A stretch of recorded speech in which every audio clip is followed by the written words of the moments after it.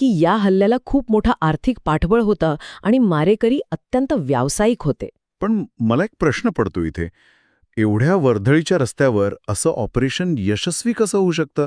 म्हणजे पोलिसांची गस्त असते, सीसीटीव्ही असतात तिथे. हो, राज्याच्या पोलीस महासंचालकांनी म्हणजे डीजीपीनी आता ती संशयित गाडी जप्त केल्याचं सांगितलंय आणि तपास सुरू आहे.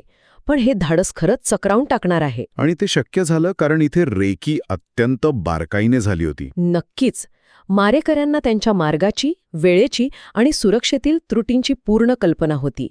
अशा प्रकारचं नियोजन तेव्हाच शक्य होतं जेव्हा टार्गेट खूप महत्वाचं असतं. आणि त्याला संपवण्यासाठी भरपूर वेळ आणि पैसा गुंतवलेला असतो.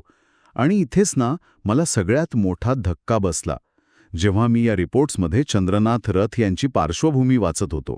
हां, त्यांची पार्श्वभूमी खरंच खूप अनपेक्षित आहे. मी जेव्हा त्यांच्याबद्दल वाचत होते तेव्हा मलाही आश्चर्य वाटलं. हो, कारण आपण सहसा राजकीय कार्यकर्त्यांची एक विशिष्ट प्रतिमा डोळ्यांसमोर ठेवतो.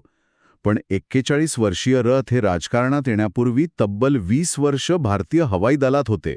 इंडियन एअरफोर्समध्ये आणि विद्यार्थी दशेत त्यांच्यावर रामकृष्ण मिशनच्या विचारांचा मोठा प्रभाव होता. हो, आणि 2019 मध्ये ते सुवेंदू अधिकारी यांच्या टीममध्ये आले.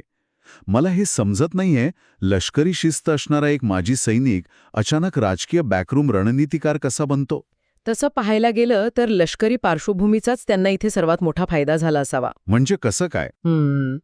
हवाई दलातील 20 वर्षांच्या अनुभवाने त्यांना अत्यंत तणावाच्या स्थितीतही शांत राहण्याची, रणनीती आखण्याची आणि रसद कुशलतेने सांभाळण्याची एक प्रकारची शिस्त दिली होती. ओहो, म्हणजे भवानीपूरसारख्या मोठ्या निवडणुकांमध्ये त्यांनी पडद्यामागे राहून हेच कौशल्य वापरलं होतं तर. अगदी एक्झॅक्टली.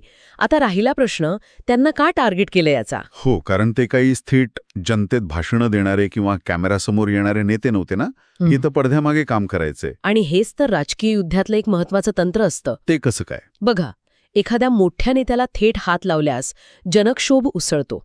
तो नेता एक प्रकारे शहीद ठरतो आणि त्याला मोठी सहानुभूती मिळते. बरोबर आहे. त्या